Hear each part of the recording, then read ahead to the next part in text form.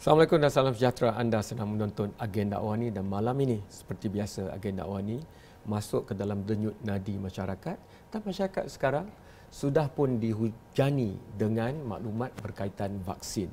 Kerana selama hampir setahun kita diberitahu bahawa bahayanya pandemik COVID-19 ini yang diakibatkan oleh virus SARS-CoV-2 ini adalah kerana ia tidak ada penawar dan tidak ada vaksin.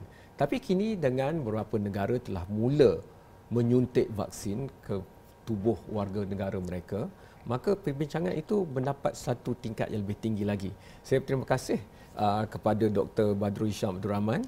Beliau adalah Ketua Penyelidikan untuk Pharmaniaga dan dalam konteks ini satu-satunya syarikat pharmaceutical yang berada di lokasi arena tempatan yang boleh memberikan kita gambaran kepada isu sedunia ini.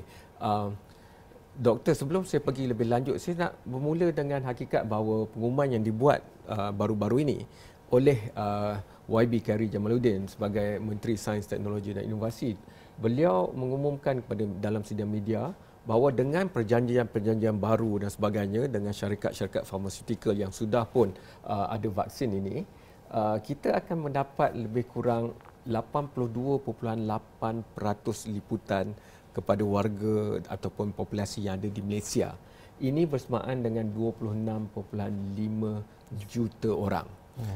Jadi untuk kita memahami, kerana sebelum ini ada timbul pelbagai perkara tentang Sweden memilih satu cara yang agak berbeza daripada orang lain dan antara andaian mereka adalah tentang herd immunity, iaitu immunity massa.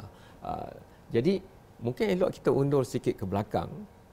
Apa sebenarnya isu dengan vaksin ini dan kenapa kita perlu memahami sainsnya untuk mengetahui sama ada metod ataupun cara pembelian ataupun cara edaran dan agihannya nanti. Terima kasih kerana menjemput saya ke Astro Awani. Vaksin ini adalah ubat untuk pencegahan, unlike ubat untuk rawatan. Ya. Vaksinasi penting untuk memastikan imun sistem kita membangunkan antibodi untuk mengenali virus yang akan menjangkiti kita. Bermaksud apabila kita divaksin, tubuh kita telah membangunkan pertahanan, sistem pertahanan untuk menentang sebarang serangan ataupun pendedahan terhadap virus tersebut. Jadi setiap individu yang divaksinasi akan membangunkan antibodi, kemudian barulah bila ada risiko jangkitan, tapi sekurang-kurangnya kita tidak bimbang bahawa unit rawatan rapi akan dibanjiri. Kerana bila ada pertahanan, maknanya the first line of defense, garisan pertama itu di tubuh individu itu sendiri, bukannya di hospital. Betul. Okey. Untuk mengetahui itu, ini kepada mereka yang dulu di sekolah tak nak sangat tumpu perhatian waktu biologi dan sebagainya, sekarang tak apa, saya akan bawa dan bimbing pegang tangan itu. Kerana dua vaksin yang pertama yang mendapat kelulusan itu adalah dikatakan vaksin yang menggunakan messenger RNA ataupun mRNA. Dan ini antara yang pertama di dunia lah dalam sejarah manusia di mana vaksin jenis ini. Apa yang mRNA, messenger RNA ni buat yang betulkan keadaan ini untuk tubuh kita supaya virus ni tak boleh lagi memperdaya sistem pertahanan tubuh kita? Okey, dari segi konsep imunisasi, tubuh kita mempunyai sistem yang boleh mengenali foreign antigen, bahan asing, ya, sama ada bakteria ataupun virus yang kita biasa panggil sebagai pathogen yang boleh menyebabkan penyakit dan setengah jangkitan boleh menyebabkan kematian. Ya. Dalam kes COVID-19 ada banyak teknologi boleh digunakan untuk pembangunan vaksin. Maksudnya tubuh kita perlu didedahkan dengan bahan asing tersebut. Dalam kes ini adalah COVID virus. Ya. Sama ada kita didedahkan dengan the whole virus, virus unit itu sendiri, ataupun sebahagian daripada virus tersebut. Ataupun dalam teknologi yang terkini dalam kes mRNA, dalam synthesis of the virus tu, dia akan menjangkiti tubuh kita dan tubuh kita akan mengenali protein yang dihasilkan which is bentuk kepada COVID-19. Jadi kalau dalam teknologi yang lama, seluruh virus tersebut didedahkan kepada tubuh badan. Jadi kita mengenali setiap rupa bentuk virus tersebut. Tapi dalam kes yang ataupun teknologi yang recombinant, dipanggil recombinant technology, sebahagian ataupun epitope surface protein saja yang didedahkan pada tubuh. Jadi tubuh kita akan mengenali sebahagian daripada feature of the virus. Jadi kita tak payah ambil sebiji lah kalau Tidak. kita bahasa biasa. Ambil elemen dia saja. Ambil elemen, maksudnya genetic information yang dikodkan oleh RNA tersebut. Jadi instead of mendedahkan tubuh kita dengan seluruh sel virus, kita dedahkan dia dengan mRNA yang akan di dalam sel tubuh kita akan mensintesis protein COVID-19. Doktor, untuk yang saya nak antisipasi, mungkin ada yang takut nak ambil vaksin ni. Jadi saya nak jelaskan sini lebih terang sedikit dengan bantuan doktor. Bila saya baca macam liputan CNN tentang pembuatan vaksin ini, mereka mengatakan sekarang ni dengan kecanggihan teknologi dan apabila negara China mengeluarkan penjujukan virus SARS-CoV-2 ni, maka tidak perlu di ternak pun, saya panggil itulah, membiarkan virus ni dalam amal pun. Mereka boleh menggunakan cantuman maklumat yang diambil oleh penjujukan DNA itu untuk menghasilkannya. Maknanya tak payah risau kata dia ambil virus ni lepas tu kerat sikit letak masuk dalam vaksin ni tak timbul. Betul. Boleh doktor terangkan bahagian itu? Okey. Secara tradisionalnya kita perlu ternak dan replikatkan virus itu tadi dalam sel, ya, itu secara tradisional. Tapi sebelum disuntik kepada manusia, biasanya kita akan lemahkan ataupun bunuh virus tersebut. Tetapi dalam revolusi bioteknologi, kita tahu bagaimana protein disintesis. Jadi apa yang teknologi terkini under Pfizer dan juga Moderna, dia cuma mendapatkan jujukan RNA yang mengkodkan feature virus tu tadi. Dalam kes ini mungkin spike protein tadi, ya. Jadi proses penghasilan RNA tersebut tidak memerlukan cell culture, tidak memerlukan pertumbuhan bakteria virus.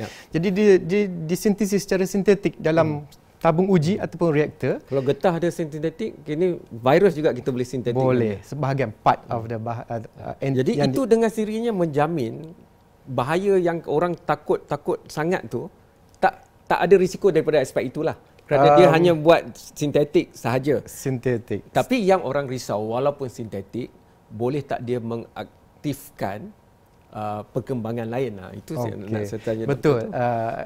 Sebab mRNA vaksin yang berbentuk daripada mRNA adalah kali pertama diluluskan di dunia. Vaksin ni kalau mengikutkan sejarahnya mengambil masa 5 ke 10 tahun untuk diluluskan pendaftaran dan digunakan untuk manusia.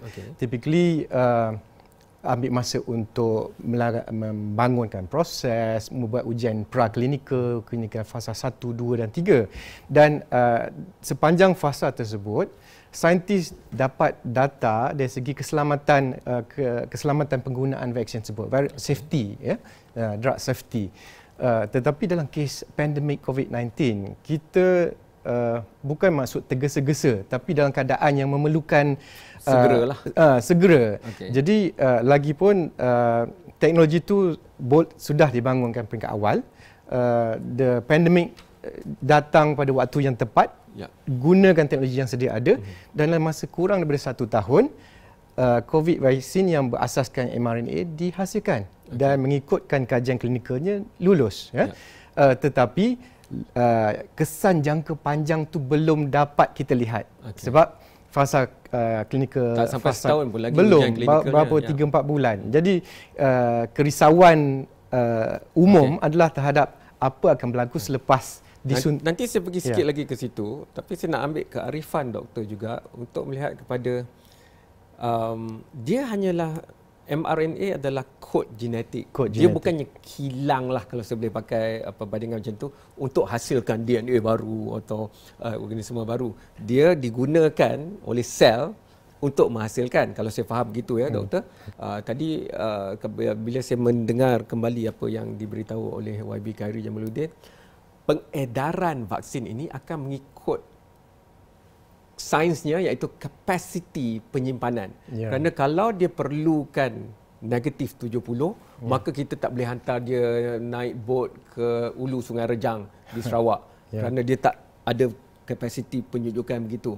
Jadi saya nak bagi penonton faham kenapa yang macam Pfizer ni dia perlukan penyejukan misalnya. Apa kena-mengenanya dengan pengedaran? Okey, bahan biologi secara umumnya agak sensitif kepada haba. Terutama kalau kes mRNA, dia sensitif kepada enzim ataupun suhu. Vaksin tu mungkin telah diformulasikan, telah divalidatkan tahan pada suhu tersebut. Sebarang perubahan suhu mungkin menyebabkan efikasi mungkin berubah, mungkin keberkesanan vaksin tersebut juga berubah. Tetapi secara umum mRNA memang very sensitif, ya, mudah rosak pada suhu yang tinggi, sebab pada suhu yang tinggi enzim pada tangan kita, pada tubuh kita boleh memusnahkan formulasi tersebut. Jadi dia perlu disimpan pada suhu yang rendah. Tapi kenapa yang lain tidak memerlukan penyejukan macam tu, doktor? Maksudnya nanti bila kita edarkan, okey, yang Pfizer punya dia mungkin kawasan bandar yang ada penyejukan sampai negatif 70. Tapi yang lain ni boleh bertahan lebih lama dan kita gunakan untuk kawasan yang perlu pengangkutan lebih lama. Kenapa perbezaan ini? Adakah cara vaksin itu dibuat atau bagaimana? Bergantung pada jenis vaksin. Macam tadi kita bercakap pasal mRNA, dia terlalu sensitif terhadap suhu. Kalau dibiarkan kepada suhu bilik, dia akan terurai secara semula jadi. Begitu juga dengan viral vector macam AstraZeneca ataupun Russian vaksin yang menggunakan vektor virus vector, ya, juga perlu disimpan pada suhu yang sub-zero. Tetapi kalau partikel virus yang di-attenuated ataupun dilemahkan ataupun yang telah mati, dia boleh disimpan pada suhu peti sejuk. Antara 2 hingga 8. Ya. Jadi dia stable sebab sebahagian daripada proses pembangunan vaksin adalah memastikan produk formulasi tersebut stable, ya, pada selama masa yang kita tetapkan, mungkin selama 6 bulan, 3 tahun. Jadi kita perlu pastikan proses apa yang kita claim tu adalah divalidated. Ya. Tetapi dalam kes COVID vaksin, banyak proses pembangunan ini dilakukan dengan secara cepat. Kita tak sempat untuk mengkaji simpanan pada suhu yang lebih tinggi. Mungkin boleh, tetapi mungkin memerlukan masa yang lebih lama untuk lengkapkan data tersebut. Sebab kita nak get to the finish line. Macam AstraZeneca yang buat dengan University Oxford tu, dia vaksin vektor. Tetapi dia vektor yang dia pakai itu menggunakan virus lain, adenovirus misalnya. So macam mana tu? Sebenarnya konsepnya sama. Apa yang jujukan RNA atau DNA itu mengkodkan sifat rupa bentuk virus tersebut. Apa yang kita perlu adalah untuk pastikan semasa imunisasi tubuh kita didedahkan dengan rupa bentuk virus, ya. Jujukan RNA itu adalah mengkodkan rupa bentuk yang spesifik. Kalau dalam Moderna ataupun Pfizer, dia menggunakan RNA sequence itu dalam bentuk nanopartikel, RNA sepenuhnya. Tapi dalam AstraZeneca, jujukan yang sama, tetapi metod delivery dia berbeza. Dia memerlukan vektor. Jadi digunakan virus adenovirus sebagai pembawa, dipanggil pembawa atau carrier, ya. Jadi targetnya sama, dia dedahkan kepada manusia dan protein tersebut disintesis dalam tubuh, jadi tubuh kita hasilkan antibody terhadap rupa bentuk saya perlu rehat.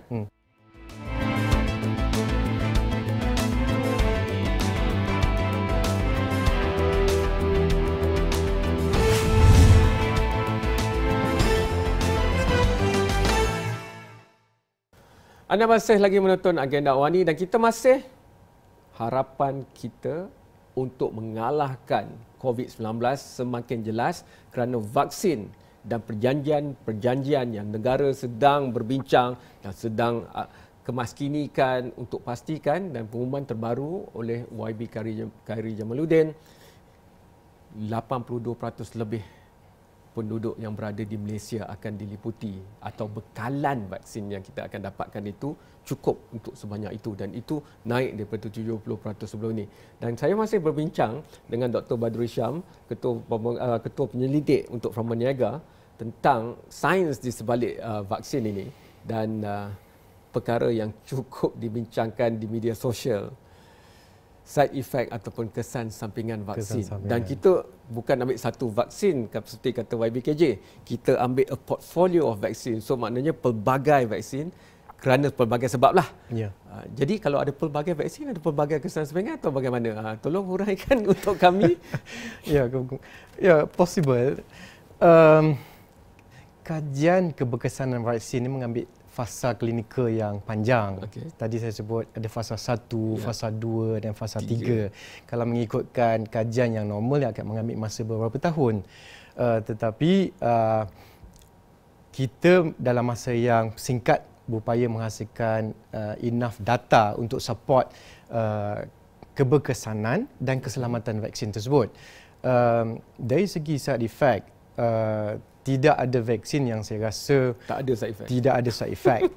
Cuma setakat mana yang boleh diterima oleh tubuh ataupun regulation authority yang menilai keberkesanan vaksin tersebut. Kalau kita lihat kajian klinikal fasa 3, biasanya volunteersnya dalam jumlah yang amat besar, dalam 40 ke 50 ribu. Yep. Ya? Sebab dalam setiap pembangunan produk kita nak lihat statistik. Okay. Satu dalam berapa pesakit yang menerima ubat tersebut akan mendapat kemungkinan demam, mungkin bengkak dan sebagainya. Jadi kalau jumlah volunteers tu besar dalam 40-50 ribu, secara statistiknya kita dapat menunjukkan satu dalam 5,000, satu dalam 10,000 akan ada kes-kes tertentu. Jadi dalam semua pembangunan produk, bukan saja vaksin, kajian klinikal akan memastikan apakah risiko dan benefitnya. Okay. Ya? Jadi kalau vaksin berupaya menghasilkan 90%, 95% efficacy, that is wonderful. Yeah. Sebenarnya mungkin 5-60% dah cukup kalau mengikutkan risikonya. Dan itu jangkaan awal kan? Ya, sebelum keluar awal keputusan tu, orang ramai pakar pun kata dalam 50 ke 70. Exactly.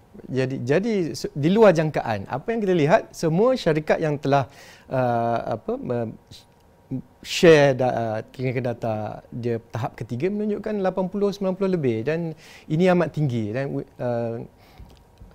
amat baiklah.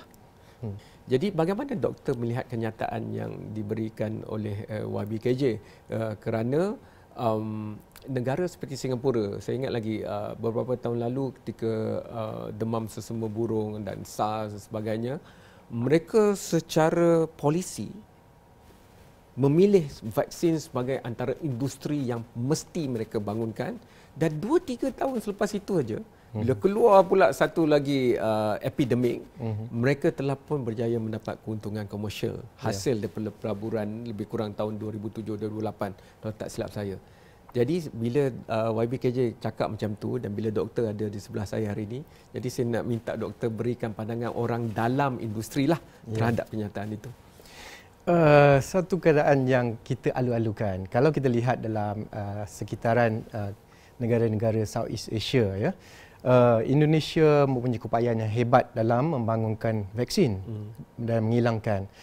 Vietnam, Thailand dan apatah lagi Singapura. Yep. Malaysia tidak ada keupayaan untuk menghasilkan vaksin ataupun menghilangkan vaksin. Jadi kalau ada hubungan dengan teknologi provider, industri Malaysia boleh mengambil teknologi transfer, kita rasa sesuatu yang memang kita dah terkebelakang. Jadi kita perlu catch up dan bersedia untuk membangunkan industri pembuatan vaksin di Malaysia. Doktor, tujuan saya bertanya itu juga kerana tak berapa lama dulu di sinilah tempatnya Pharmaniaga, DNDI, Farco datang dan memberikan berita baik. Dan awak ni pun gembira untuk membantu menyiarkan berita itu tentang pilihan rawatan untuk hepatitis C dan itu Yeah. juga sejenis virus. Itu dekatlah benda yang kita bincangkan ini. Kerana it's about generic drug berbanding dengan ubat-ubatan yang mahal, yang proprietary dan sebagainya. Dan sekarang timbul konteks sosial yang dibincangkan di seluruh dunia. Sebab itu ada COVAX Alliance dan YBKJ juga mengatakan kita itu plan B kita. Kita letakkan 10% coverage daripada supply atau bekalan yang diberikan oleh COVAX. Tetapi kita juga ada capacity untuk berunding langsung dengan gergasi farmaseutical. Tetapi dalam konsep yang saya belajar daripada rawatan untuk hepatitis C itu, bezanya di antara seorang itu mampu mendapatkan rawatan atau tidak. Di antara beratus-ratus ringgit satu rawatan hanya kepada berpuluh-puluh ringgit. Jadi tidakkah itu analogi yang patut juga kita pakai untuk pandemik seperti COVID-19? Mungkin patut kita jadikan seruan negara, sekolah, universiti, industri, pastikan kita ada kepakaran tempatan dalam membina A sehingga Z dalam pembangunan dan pembekalan vaksin. Saya setuju. Sebab kalau rawatan biasanya mahal, ya. Maksudnya kita dah sakit.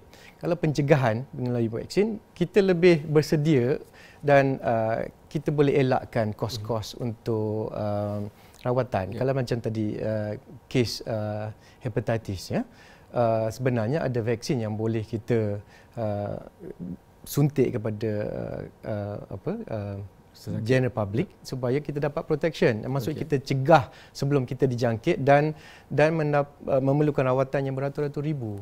Jadi tetapi Malaysia kena bersedia dari segi pembangunan, penyelidikan, penghilangan dan akhirnya pendaftaran produk tersebut. Jadi kita boleh mampu menghasilkan vaksin yang dalam kos yang Doktor, mampu. apa jenis kepakaran? Mungkin anak-anak muda ataupun pelajar kan, mereka sekarang cuti sekolah dan belajar dalam talian je. Kalau mereka mungkin menonton perkara ini, apa bidang kepakaran yang amat diperlukan dalam hal ini? Untuk pengembangan vaksin, saya rasa dari segi sains dan teknologi Malaysia agak maju. Dari segi keupayaan untuk mereka bentuk vaksin, keupayaan untuk menghasilkan idea-idea vaksin terbaru. Kita pernah dijangkit dengan kes Nipah virus, dan Nipah dan juga JE. Saintis-saintis Malaysia bertaraf dunia dari segi penyelidikan, dari segi pemahaman, dari segi jangkitan, kita hebat. Tetapi peringkat bagaimana idea daripada pengetahuan bagaimana jangkitan itu berlaku untuk membentuk formulasi vaksin untuk kepada klinikal, saya rasa tidak ada lompatan di situ. So, penyelidikan dan pembangunan, lepas tu bahagian industrinya. Betul. Kita habis kat situ. Okey, faham. Nanti datang lagi.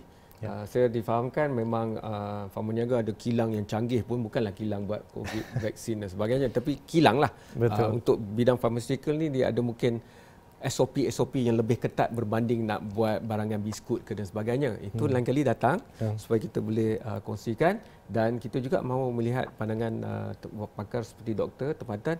Mungkin akan ada vaksin-vaksin lain yang dikeluarkan oleh pelbagai lagi syarikat lain dari negara-negara lain yang akan masuk dalam pertimbangan. Jadi itu juga kita akan minta jasa baik doktor. Terima kasih doktor kali pertama di Agenda Awani dan di Astro Awani, dan terima kasih kepada anda telah menonton. Kita sudah mendengar pelbagai cerita tentang vaksin, tetapi carilah maklumat dan sumber yang penuh dengan kredibiliti, kerana tidak dipaksa untuk kita mengambil vaksin ini, tapi kerajaan sudah berjanji bahawa 82% daripada penduduk di Malaysia akan cukup bekalan vaksinnya, tapi terpulang kepada anda untuk membuat keputusan mengambilnya atau tidak. Sekian, selamat malam, terima kasih, jumpa lagi. Thank you so much. Thank you.